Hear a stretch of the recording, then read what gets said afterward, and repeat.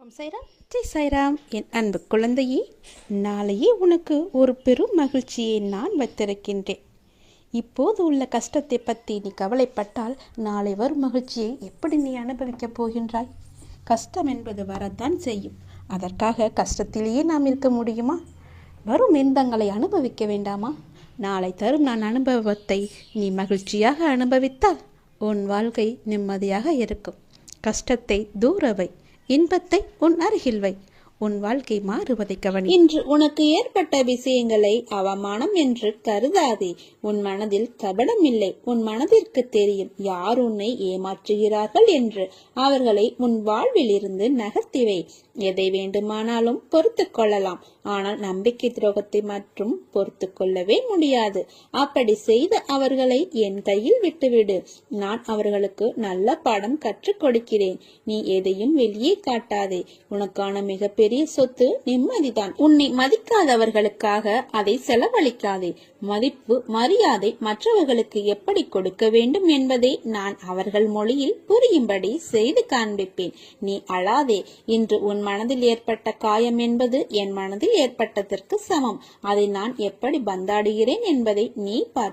நீயே புலம்புகிறாய், நான் என்ன செய்தேன்? ஏன் என் வாழ்க்கையில் மட்டும் இவ்வளவு வலி? எல்லோரும் ஏன் என்னை வந்து காயப்படுத்துகிறார்கள் என்று. மற்றவர்கள் செய்த தவறு, துரோகம் ஏன் சுற்றி இருப்பவர்களுக்கு தெரியவில்லை? அவர்கள் ஏன் என்னை குற்றவாளிகளாக பார்க்கிறார்கள்? அவர்கள் கண்களுக்கு தெரியவில்லையா எது உண்மை என்று புலம்புகிறாயே? ஆனால் அவர்களுக்கோ அதை அனுபவித்துத்தான் புரிந்து கொள்ள வேண்டும் என்பது அவர்களுடைய விதி. அதை நினைத்து கவலைப்படாதே. உன் வாழ்க்கை நீ வாழ்வதற்கு. மற்றவர்களுக்காக யோசி, உதவி செய். மற்றவர்கள் கஷ்டத்தை நினைத்து வருந்து. மற்றவர்களுக்காக பிரார்த்தனை செய்.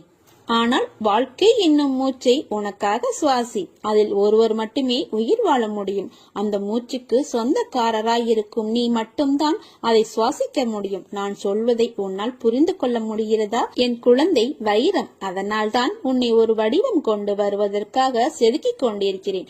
உனக்கு துணையாக நான் இருக்கிறேன். நானே உன் காவலன். நான் நுழைவதற்கு கதவேதும் தேவையில்லை. எனக்கு வடிவமோ விஸ்திரணமோ கிடையாது. நான் எங்கும் எப்பொழுதும் நிறைந்து இருக்கிறேன். தம்முடைய பாரத்தை என் மேல் போட்டுவிட்டு என்னுடன் ஒருவர் ஒன்றிவிட்டால் அவருடைய உலக சம்பந்தமான சகல வியாதிகளுக்கும் விவகாரங்களுக்கும் நான் சூத்திரகாதி ஆகிறேன்.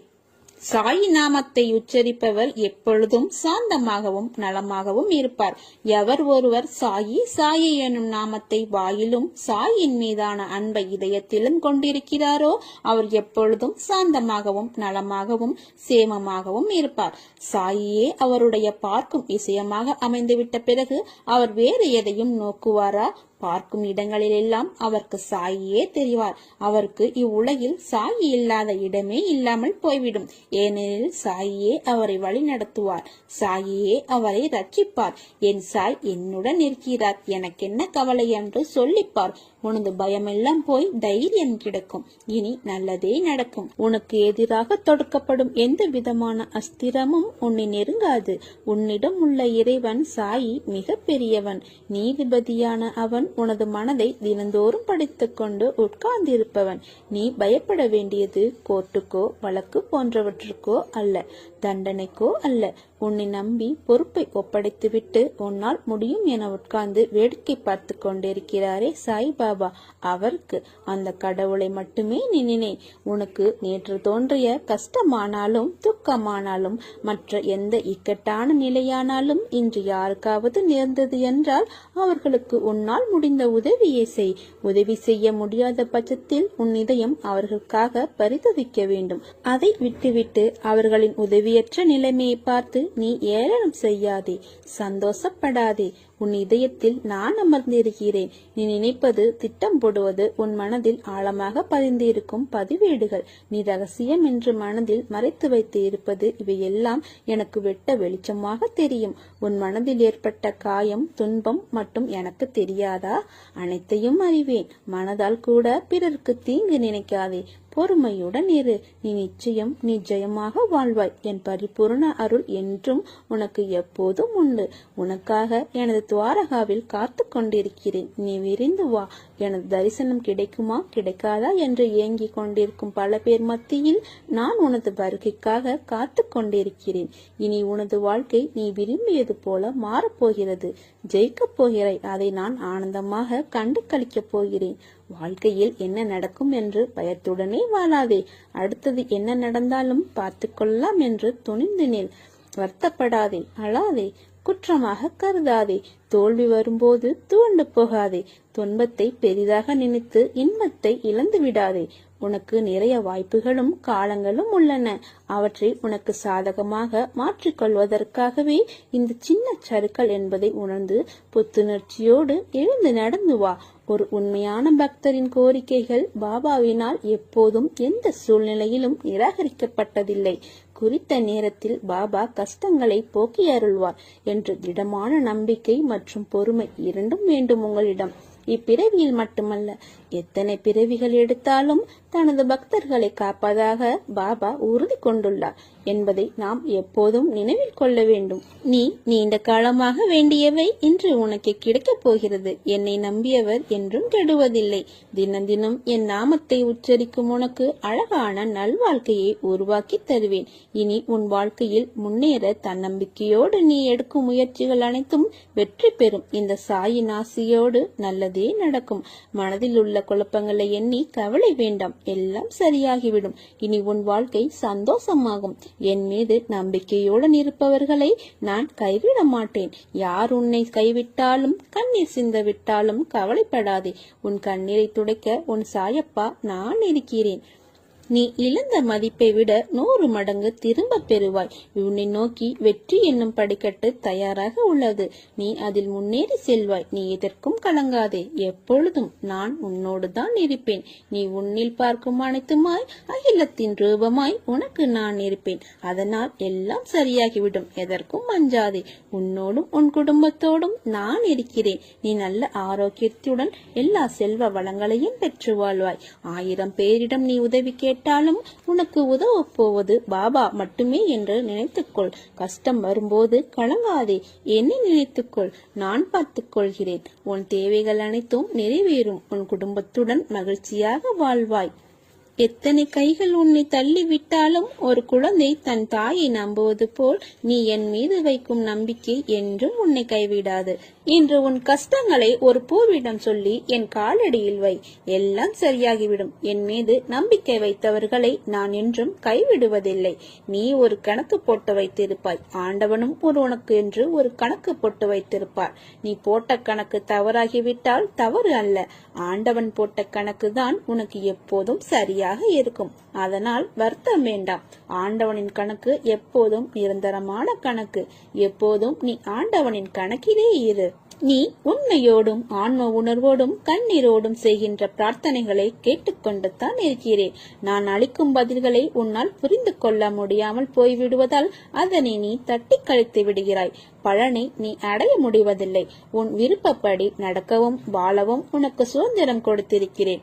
அதனால்தான் என்னை புரியாமலும் கீழ்ப்படியாமலும் உன்னால் சுயமாக நடக்க முடிகிறது. இந்த சுதந்திர உணர்வுதான் இந்த அளவுக்கு கீழே இறக்கி வைத்து விட்டது. கீழே இறங்கி விட்டோமே என்று நீ வருத்தப்படுகிறாய். கீழே வந்து விட்ட போதும் உன்னை நினைத்து பெருமைப்படுகிறேன். உனது இரக்க குணம், பிறர்க்கு உதவும் மனோபாவம், இந்த நிலையிலும் பிறர் கஷ்டப்படுவதை காண சகிக்காத மனம் இருக்கும் இடத்திற்கு விசுவாசத்துடன் நடக்க வேண்டும் என்று நினைத்து நடந்ததால் தான் இந்த நிலைக்கு நீ இறங்க நேர்ந்தது என்று நீ நினைக்கிறாய். கெட்டவர்களும் கெடுமதி உள்ளவர்களும் நன்றாக இருக்கும் போது நல்லவர்களான நாங்கள் மட்டும் ஏன் கஷ்டப்பட வேண்டும்? கஷ்டத்தை மட்டும் ஏன் கடவுள் எங்களுக்கு தர வேண்டும் என நினைக்கிறாய். உன்னை போல நல்லவர்களும் இப்படித்தான் புலம்புகிறார்கள். நல்லவர்கள் புலம்புவது தொடர்கதைதான். நான் உன்னிடம் ராஜ்யமாக விளங்க வேண்டும் என்றால் நீ கஷ்டப்பட்டுத்தான் ஆக வேண்டும். ஏனெனில் நான் நல்லவர்கள் மனதில் மட்டுமே வாழ முடியும். இப்படி உன்னை கஷ்டப்படுத்தி வாழ்வதால் என்ன பலன் என்று நீ நினைக்கலாம். நான் உன்னை பக்குவப்படுத்த உனக்கு வரப்பிரசாதமாக கொடுத்திருக்கிறேன். உன்னுடைய தகுதிக்கும் தாங்கும் சக்திக்கும் ஏற்பத்தான் நான் கஷ்டத்தை தருகிறேன். இதை உன்னால் சமாளிக்க முடியும் என்று தெரிந்த பிறகே கஷ்டம் வருகிறது. இப்போது நீ வேகமாக செயல்பட வேண்டும். நிறைய சிந்தனை செய்ய வேண்டும். இதன் மூலம் இப்போதுள்ள நிலையை விட பல மடங்கு உயர்வடைய வேண்டும் என்பதற்காகவே இதை நான் உனக்கு கொடுத்தேன். இருள் நீங்கி பிரம்ம முகூர்த்த நேரம் ஆரம்பமாகிவிட்டது. அப்படியே உனது கஷ்டங்களும் பிரச்சனைகளும் முடிந்து போகும். எல்லா துன்பங்களும் விலகி புத்துணர்வோடு நீ இருக்கப் போகிறாய். சோர்ந்து போகாதே, தைரியமாக இரு. இதோ நான் உன்னுடன் உன் கூடவே இருக்கிறேன். எத்தனை கைகள் உன்னை தள்ளிவிட்டாலும் ஒரு குழந்தை தன் தாயை நோக்கி செல்வது போல என்னுடைய கரம் ஒன்றை என்னும் கைவிடாது. உன்னில் மீதமுள்ள தீவினையின் காரணமாகவே இந்த உடல் கிடைத்துள்ளது. உடல் வாய்ந்த காரணத்தால் கர்மா அதன் வேலையை செய்யாமல் இருக்காது. அந்த கர்மா இன்ப வடிவம் கொண்டிருந்தாலும் துக்க வடிவம் கொண்டிருந்தாலும் பாதிக்கப்படாமல் இரு. கர்மா அப்படி செயல்படும் என்று அறிந்து பயமின்றி அவற்றை ஏற்றுக்கொள். வானம் எடுந்து மேலே விழுந்தாலும் உன் நிலையில் நீ உறுதியாக இரு. தாங்கும் சக்தியை நான் கொடுக்கிறேன். உன் முன்னும் பின்னும் நானே பாதுகாவலனாக இருப்பேன். மீதமுள்ள தீவினை அழியாவிடில் மீண்டும் மீண்டும் பிறக்க வேண்டியிருக்கும். இதை தவிர்க்க முடியாது. உங்களுக்கு அந்த சக்தி எப்படி கிடைக்கும் என்ற சந்தேகம் வேண்டாம். நீ எங்கே சென்றாலும் அங்கே உனக்கு துணை செய்ய உனக்கு முன் நான் இருப்பேன். நமக்கு எது தேவை, எது நல்லது என்பது பாபாவுக்கு தெரியாதா? ஆகவே நமக்கு எதை அளிக்க வேண்டும், எதை அளிக்க கூடாது என்பதை பாபாவே தீர்மானித்துக் கொள்வார். பாபா பக்தர்களின் ஒவ்வொரு செயலும் வாழ்க்கையின் ஒவ்வொரு நிகழ்ச்சியும் பாபாவிலேயே கணிக்கப்பட்டும் உருவாக்கப்பட்டும் வருகிறது. பாபா தன்னிடம் பூரண சரணாகதி அடைந்த பக்தர்களிடம் உம்முடைய எல்லா பொறுப்புகளுக்கும் என்னுடையவை என்று கூறியிருக்கிறார். உம்முடைய எல்லா காரியங்களையும் நானே முன்னின்று நடத்துகிறேன் என்று கூறியுள்ளார். பிரார்த்தனை நல்லதே, அது பக்தியை அதிகரிக்க செய்யும். ஆனால் நடந்த சம்பவங்களை எடுத்துக்கொண்டால் தன் பக்தனுக்கு எது நன்மையோ அதை மட்டுமே பாபா அளித்துள்ளார். பிரார்த்தனைகளை விடுத்து பாபாவிடம் பூர்ண சரணாகதி அடைங்கள். மற்றவற்றை பாபா பார்த்துக் கொள்வார். எல்லாவற்றையும் நான் பார்த்துக் கொள்கிறேன். எல்லா சுமைகளையும் என்னிடம் தந்துவிடு. தைரியமாக போய்கொண்டேரு. வருத்தத்தை விட்டு பொறுமையாக உனக்கான இலக்கை நோக்கி போய்கொண்டே இரு. உனக்கு துணையாக நான் என்றும் எங்கும் இருப்பேன். நீ நடக்கும் பாதையில் முட்கள் இருந்தால் நானே முன் சென்று முன்பாகவே கலைத்து விடுவேன். எதையும் பொருட்படுத்தாமல் உன் இலக்கை நோக்கி போய்கொண்டே இரு. நீ போகும் பாதையில் மிக மோசமான மிருகங்கள் வரலாம், மோசமான மனிதர்கள் வரலாம். எதை கண்டும் அஞ்சாதே. தைரியமாக உன் இலக்கை நோக்கி போய்கொண்டே இரு. நான் அவர்களை வீசி பந்தாடுவேன். சாது மிரண்டால் காடு கொள்ளாது. உன்னுடைய இலக்கை நோக்கி நீ போய்கொண்டே இரு. சோதனைகள் இல்லாமல் சாதனைகள் இல்லை. சாதித்தவன் எல்லாம் சோதனைகளை கடந்தவன் தான். எல்லா சுமைகளையும் என்னிடம் தந்துவிடு. நான் பார்த்துக் கொள்வேன். நீ தைரியமாக இரு. உனக்கான நேரம் வரும்போது உனக்கு தேவையானதை உன்னிடம் ஒப்படைத்து விடுவேன். அதுவரை நீ சற்று பொறுமையாகத்தான் இருக்க வேண்டும். யார் என்ன சொன்னாலும் அவர்களின் வார்த்தைக்கு செவி கொடுக்காமல் நான் சொல்வதை மட்டும் நீ கேள். உனக்கு வாழ்க்கையில் எந்த தொந்தரவும் இல்லாமல் உன்னை நான் பாதுகாப்பேன். நீ எதை நினைத்து என்னை சரணடைந்தாயோ அது நிச்சயம் உனக்கு கிடைக்கும். நல்லதே நடக்கும். பயப்படாதே, தைரியமாக இரு. நான் இருக்கிறேன். உனக்கு என் துணை என்றும் உண்டு. உன் மனது உடையும் நிலை வந்தாலும் ஒருபோதும் கலங்காதே. உன்னோடு நான் இருக்கிறேன். உன் நம்பிக்கையும் தைரியமுமாக என்றும் நான் துணை இருப்பேன். கடந்த பாதைகள் உன்னை கலங்க வைத்தாலும் வளம் வரவிருக்கும் பாதைகள் உன்னை வாழ வைக்கும். உன் சூழ்நிலையில் இந்த சூழ்நிலையில் பணம் இல்லாமல் நீ தவிக்கலாம். ஆனால் நிச்சயம் உன் கடன் பிரச்சனை முடியும் நேரத்தை நீ தொட்டு விட்டாய். உன்னை ஒருபோதும் நிர்கதியாக விற்க நான் விட மாட்டேன். மனதில் உள்ள குழப்பங்களை எண்ணி கவலை வேண்டாம். எல்லாம் சரியாகிவிடும். இனி உன் வாழ்க்கை சந்தோஷமாகும். என் மீது நம்பிக்கையுடன் இருப்பவர்களை நான் என்றும் கைவிட மாட்டேன். உன் மனம் குளிரப் போகிறது. உற்சாகமாக இரு. நீயே உன் வாயால் விரைவில் கூறுவாய், நான் மகிழ்ச்சியாக இருக்கிறேன் சாய்பாபா என்று. தாயாகவும் தந்தையாகவும் குருவாகவும் அனைத்து உறவாகவும் சகலமும் இருக்கிறேன். எனக்கு நீ மட்டுமே துணை. உனக்கு நான் மட்டுமே துணை. எல்லாம் நல்லதே நடக்கும். உன்னுடைய மனம் தடுமாறுகிறது. எப்போதும் அலைப்பாய்ந்தபடியே இருக்கிறது. இதை அடக்கி நிலைப்படுத்தும் வழி என்ன என்று கேட்கிறாய். நம் மனம் எப்பொழுதும் எதை பற்றியும் சிந்தித்துக் கொண்டே இருப்பதால் தெளிவான முடிவுகளை நம்மால் எடுக்க முடியாமல் மனம் தடுமாறுகிறது. குறிப்பாக சின்ன சின்ன விஷயம் அவ்வப்போது நடக்கும்போது அதை பற்றியே பெரிதாக்கி பார்ப்பதுதான் மனிதனின் இயல்பு. உதாரணமாக, யாராவது நம்மை திட்டிவிட்டால் பதிலுக்கு நம்மால் திட்ட முடியாத போது நேரில் கூனி குறுகிவிட்டு அவருக்கு பின்னால் அவரை மனத்திற்குள் அதிகமாக திட்டுவது போல், அடிப்பது போல், கொள்வது போல கற்பனை செய்து தன்னை ஒரு பெரிய கதாநாயகனாக காட்டிக்கொண்டு ஒரு பெரிய கதையை பின்னிக் கொண்டிருக்கும் பொறாமை, சந்தேகம், அவமதிப்பு, கோபம், பயம், அவமானம், பேராசை, தற்பெருமை, கட்டுப்படுத்த முடியாமல் வளவளவென பேசுதல் போன்ற உணர்ச்சிகள் நம்மை தாக்கும் போது மனம் உழன்று அதில் ஏதோ ஒரு தீர்வை காண்பது போல தன்னிலே உழன்று கொண்டிருக்கும். உணர்ச்சியை கட்டுப்படுத்த முடியாத போது அதை வெளிப்படுத்தி விடுவோம். மற்ற சமயங்களில் எல்லாமே மனதிற்குள் தான் அரங்கேற்றமாகும். இதனால் தான் மனம் நிலை கொள்ளாமல் தவிக்கிறது. இதை அடக்க வேண்டும். எப்படி அடக்குவது? முழுமையாக அந்த எண்ணங்கள், சிந்தனைகள் உங்களை கடந்து போகட்டும் என விட்டு விடுங்கள். கண்களை மூடி அமைதியாக இந்த நிகழ்வுகள் முடியும் வரை உட்கார்ந்திருங்கள்.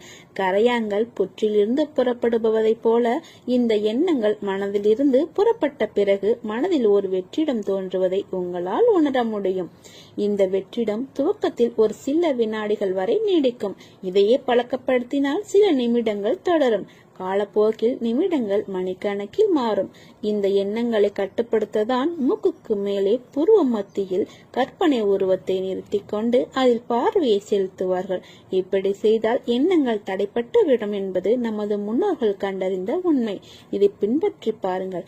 எதன் மீதாவது ஆசைப்படுதல், எண்ணமிடுதல் ஆகியவற்றால் மனம் அலைப்பாயும். என் மீது பாரத்தை வைத்து இதை பின்பற்றுங்கள். எல்லாம் நாளடைவில் சரியாகிவிடும். மனித வாழ்வில் கஷ்டங்களும் பிரச்சனைகளும் தொடர்கதைதான். மனிதன் ஆழ்ந்து ஆராய்ந்து அவற்றை குறைக்கவோ போக்கவோ முடியும். கஷ்டங்களை போக்க எளிய வழி மகான்களை பற்றி கொள்வது. இதனினும் எளிது மகான்களுக்கு எல்லாம் மகானான பாபாவின் பாதங்களை பற்றி கொள்வது. சில தருணம் உன் கண்களில் இருந்து வழியும் நீர் எதற்கு என காரணங்களும் அர்த்தங்களும் உனக்கே தெரிவதில்லை. மனதில் ஒரு சுமை, வலி, நீ செய்த எதிர்மறை தெரிந்தும் தெரியாமலும் அவை உன் மனதை ஒவ்வொரு நிமிடமும் சுடுகின்றது.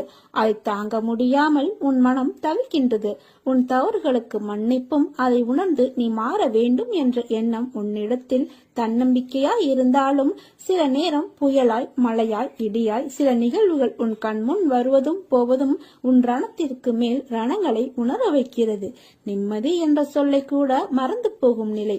முதலில் உன் கடந்த காலத்தை தீயில் போட்டு எரித்துக்கொள். எதிர்காலத்தை காற்று போகும் வழியில் ஒப்படைத்து உன் நிகழ்கால தருணங்களை கவனித்து செயல்படு. எல்லாம் நன்மைக்கே. என் சாயப்பா செய்வார் என்ற நம்பிக்கை உனக்கு வேண்டும். உனக்கு உன் உடம்பையும் உன் உள்ளத்தையும் ரணப்படுத்தும் விஷயங்களை விரட்டையடித்து நான் ஒழிப்பேன். இது என்னுடைய சத்திய வாக்கு.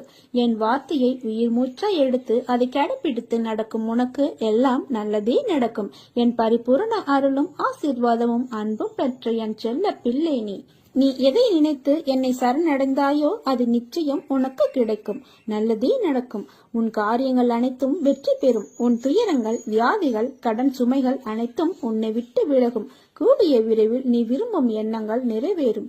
செல்வம் பெருகும். உனது வளர்ச்சியையும் நீ மகிழ்ச்சியாக இருப்பதையும் பார்ப்பதற்கே நான் உன்னோடு வந்து கொண்டிருக்கிறேன். துயரங்களின் தாக்கத்தை தாங்க முடியவில்லையே என்று புலம்பாதே. உன் பாரத்தின் பெரும்பகுதியை நான் சுமந்து கொண்டிருக்கிறேன். உன்னை நான் எந்த நேரத்திலும் கைவிட மாட்டேன்.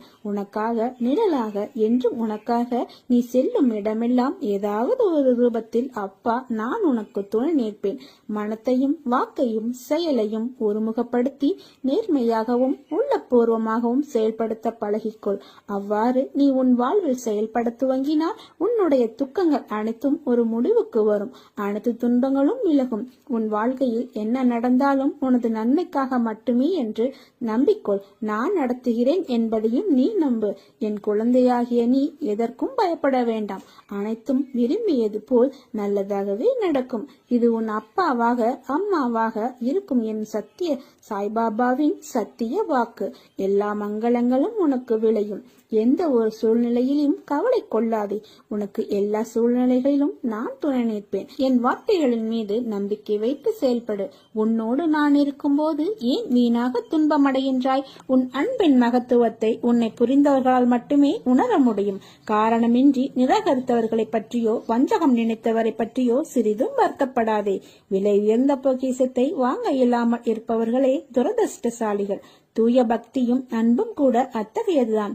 ஆன்மீகம் பற்றி உனக்கு யாதென்ன தெரியும் என்று கேட்பவர்கள் முன் நெஞ்சை நிமிர்த்தி சொல். நான் சர்வ வல்லமை உள்ள சத்குரு சாய் பகவானின் குழந்தைகள் என சாய் நாமத்தை உச்சரிக்க தெரியும், சாய் வழியில் வலுவாமல் நடக்கவும் தெரியும் என்று. சாய் புகழ் பாடும் உன் மகிமதனை உன் தந்தையாகிய அம்மையப்பன் எனக்கு மட்டுமே தெரியும். எதையும் அறிந்திடாமல் உன்னை இன்று வசைப்பாடுவோர் என்றோ ஒரு நாள் என் புகழை கூட உன் மூலமாகவும் அறிந்து கொண்டனர்தான் என்பதை அறியாமல் வெறும் பதராய் இருக்கின்றனர். பொறுமையே சிகரம் என காத்திரு என் செல்லமே, காலம் பதில் கூறும். மௌனமாக இரு. உன்னை நியாயப்படுத்தவோ நிஜத்தை நிஜமென நிரூபிக்கவோ முயலாதே. அன்பின் ஆழத்தை அறிய முடியாதவர்களால் தான் அதன் உண்மை ஆழ்மனதின் எண்ணங்களை எங்கனம் அவர்களால் புரிந்து கொள்ள முடியும்? உன் அருமை தெரிந்தவர்களுக்கே நீ பொக்கிசமாவாய். ஆழ விருட்சமாய் இருக்கும் நீ நிழலாய், பூவாய், காயாய், கனியாய், வேராய் பலருக்கும் பயனாய் இருப்பது என்னை என்றுமே மகிழ்ச்சிப்படுத்துகிறது. உன் பாதையில் நீ தாராளமாக செல். என்னோடு பயணிக்கும் முன்னை என்றுமே தடப்புரளாமல் உனக்கென வகுக்கப்பட்ட உன் நல்ல வழியில் வழிநடத்தும் பொறுப்பு என்னுடையது. உன்னை தேடி ஒரு நல்ல செய்தி விரைவில் வரும். உன் உள்ளமும் இல்லமும் மகிழ்ச்சி அடையும். இந்த சாயப்பாவின் வாக்கு என்றும் தவறியதில்லை. இன்றைய நாள் இனிய நாளாக இறை எதிர்வை பெறும் நன்னாளாக அமைய நான் உங்களை ஆசீர்வதிக்கிறேன். எனது ஆசியால் உங்களின் அனைவருடைய வாழ்வில் ஒற்றுமையும் பேரானந்தமும் மறுமலர்ச்சியும் உண்டாகட்டும். உங்கள் அனைவருடைய வாழ்வில் இருக்கின்ற துன்பத் துயர போராட்டங்கள் நீங்கி இல்லத்தில் மகிழ்ச்சி பொங்கட்டும். உங்களுடைய மனக்குழப்பங்கள் நீங்கி மனதில் உயிர் நற்சிந்தனை உண்டாகட்டும். உயர் ஞானம் தித்திக்கட்டும். சித்தம் தெளிவடையட்டும். உங்கள் மனம், சொல், செயல் ஆகியன ஒரே நேர்கோட்டில் இயங்கட்டும். உங்கள் குழந்தைகள் கல்வியில் மேன்மை பெற்று சிறப்புடன் விளங்கட்டும். உங்கள் தொழில் மற்றும் உத்தியோக தடை நீங்கி வாழ்க்கை மேன்மையை அடைவீர்களாக. நீங்கள் அனைவரும் நுண்ணுயிரி தாக்குதலில் இருந்து நீங்க பெற்று அமைதியுடன் வாழ்வார்களாக. உங்கள் அனைவருடைய வாழ்வில் சகல சௌபாக்கியங்களும் கிடைக்க பெற்று மகிழ்வுடன் வாழ நான் உங்களை ஆசீர்வதிக்கிறேன். வாழ்க்கையை நினைப்பது ஒன்று, ஆனால் நடப்பது வேறொன்று. ஏன் இப்படியெல்லாம் நடக்கிறது, எதற்காக இப்படி நடக்கிறது என்று புரியாமல் அதையே நினைத்து கவலை கொள்ளாதே, பதற்றப்படாதே. துன்பத்தில் இருக்கும்போது அதை கண்டு ஓடாதே. துன்பம் கண்டு துவண்டு விடாமல் நின்று தைரியமாக எதிர்கொள். முதலில் ஒன்றை புரிந்து கொள். மற்றவர் மாதிரி அப்படியே நாமும் இருக்க வேண்டும் என்று நினைத்தால் அதில் நீ தோல்விதான் அடைவாய். என்றுமே நீ நீயாகவே இருந்தால் ஒருபோதும் தோல்விக்கு வாய்ப்பு உனக்கு இல்லை. எதையும் நினைத்து பயப்படாதே. உன் அருகிலேயே நான் இருக்கின்றேன். உன்னை விட்டு நான் விலகுவதும் இல்லை, விலகி போகும்படி நான் செய்வதும் இல்லை. வலி, தோல்வி, ஏமாற்றம் இவைகள் எல்லாம் எல்லோர் வாழ்விலும் ஏற்படுவது இயல்புதான். அதை காரணமாக வைத்துக்கொண்டு நீ உன் கடமைகளில் இருந்து தவறாதே. முதலில் உன் மனதில் உள்ள எண்ணங்களில் எது சரி எது தவறு என்பதை தீர்க்கமாக முடிவு செய்து அதன் பிறகு செயலில் ஈடுபடு. வாழ்வில் நீ சந்திக்கும் சூழ்நிலைகள் எதுவாயினும் மகிழ்ச்சியோ துன்பமோ அதை சமமாக பாவிக்கும் மனப்பக்குவத்துடன் நீ இருந்தால் உன் மனதில் தேவையில்லாத கற்பனைகளும் குழப்பங்களும் வராது. இதுவரை தோற்றதையும் நம்பிக்கை இழந்ததையும் ஒரு அனுபவமாக எடுத்துக்கொள். நீ வாழ்வில் முன்னோக்கி செல்ல அது நிச்சயம் உதவி புரியும். வாழ்க்கை என்றும் வாழ்வதற்கே. நீ விரும்பிய அனைத்து வளங்களும் உன்னை வந்து சேரும் நாள் வெகு தொலைவில் இல்லை. நல்லதே நடக்கும். ஓம் சாய்ராம்.